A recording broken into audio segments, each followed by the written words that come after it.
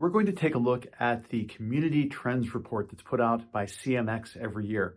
This is the 2023 report. It's not perfect, but it's ours. Let's take a closer look. I'm Todd Nilson. I'm the founder of Clocktower Advisors and a community strategist since 2013. And I love everything about building online communities. I help digital workplaces. I help build external online communities to engage with customers and partners and other stakeholders. And the CMX report is one of those things that I look forward to seeing every year because it gives me a little bit of a sanity check on what's happening across our space.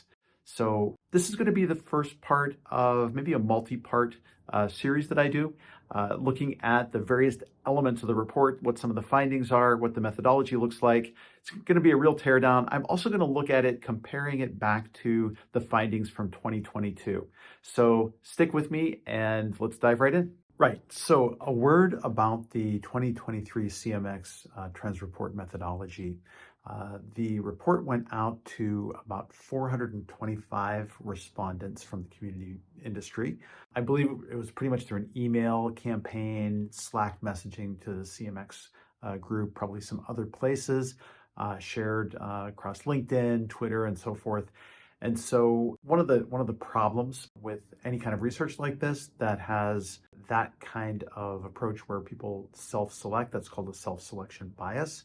And that can affect how reliable the data is. Last time I checked on LinkedIn, just running a search for community professionals, community strategists, permutations of that title, there were about at least 266,000 results that came back. So a lot of people in the space, arguably, even if half of them are not part of that group, that's a large group, and asking 425 people who self-selected to be a part of that that sample. It could be a representative sample, but any of the data scientist stuff that I've ever learned about indicates that that might have an effect on whether or not there's like a 5% error chance within that space. I'm definitely not an expert data scientist person. You might need to ask somebody like Richard Millington, who is amazing at this stuff.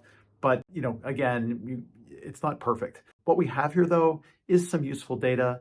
It's not invalid. We just don't know what the margin of error, happens to look like on it. Take that into consideration when you take a look at the report. Looking at the reports from 22 and 23, I have to say that they're of comparable length. The one from 2023 is about 57 pages. The one from 2022 is about 67. And the findings are fairly similarly formatted. There's a key findings area with some of the big takeaway trends, and supporting that with some of the metrics from the interviews. Kind of the first one that I took a look at is from growth to maturity, which was from 2022, and then contraction and commitment. We've kind of gone through this interesting whiplash period between 2022 and 2023. In 2022, we had the industry expanding. There was a lot of hiring going on. It seemed like things were growing, and that a certain level of maturity had been reached. In the 2022 report, said they had a dedicated community department, up from about 15% in the previous year. Community roles were also becoming more specialized, with 35% of teams having at least one person focused full-time on community operations. Well, that was the rise of the community operations role. It came on the stage at the CMX event. People were talking about community ops. This year, the contraction is back to one-person teams in a lot of cases. And with so many people being released to the ether and being out in the job market, I think that the community operations role has been pulled back a little bit. I don't know. What do you think? What are you finding? If you work in community operations, I would love to hear from you. Second item on the list, this one comes up pretty much in every report I ever see, the attempt to quantify the business value of community to the rest of the organization. I have a little bit of a problem with this one. In 2022, the actual statistic was there was a struggle to measure value in that report. And in that report, looking at the stats here, there were, it's like maybe about, I can't read it, 580 responses to the question about the struggle to measure return on investment. are you able to financially quantify the business value of your community? 55% said that it was a work in progress at the time. Only 10% said yes, they were able to provide some kind of quantification about the value of the online community. However, in the 2023 report that I'm looking at, the finding was that 50% of the people surveyed, and there were about 425 surveyed, we don't know how many responded to the question because they didn't include that in the methodology for 2023, but 50% said that they were successful at impacting business goals. Now, the wording of this is maybe a little iffy. Didn't say, it wasn't the exact same question. I don't know why they departed from that question.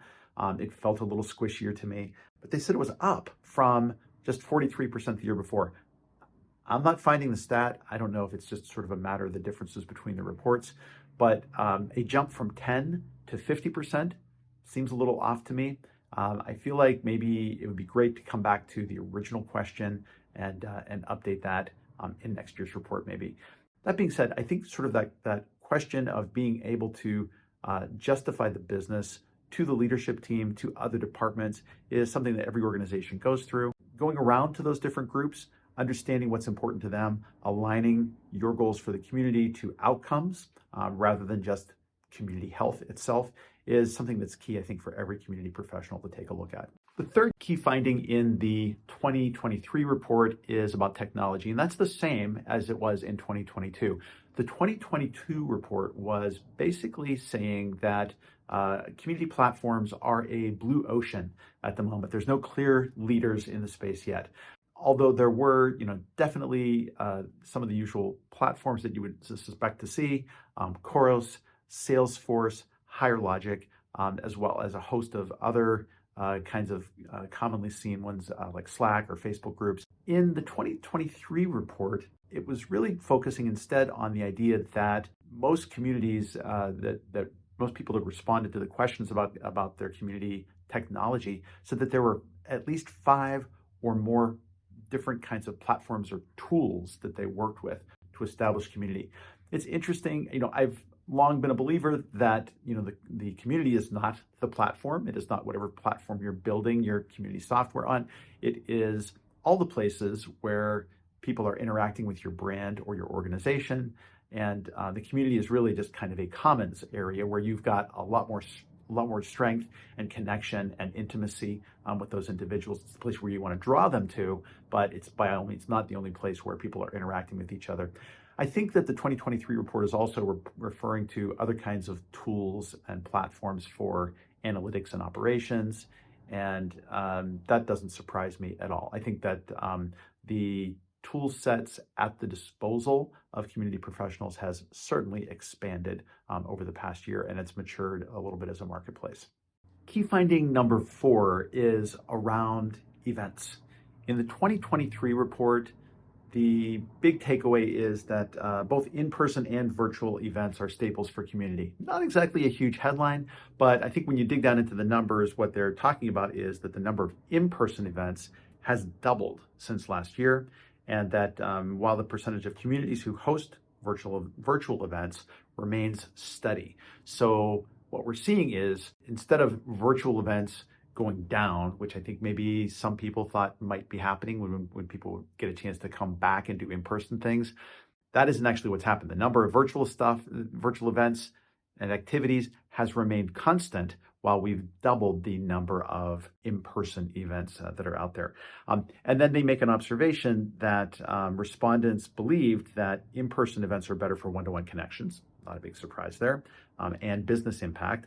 But they also think that virtual events are better for their community and for bringing in diverse audiences. So if you think about that, it makes sense that as you are reaching out to more people in the virtual world, you're likely to get people more geographically diverse, but probably just more diverse overall who can attend a particular event. So that was an interesting finding.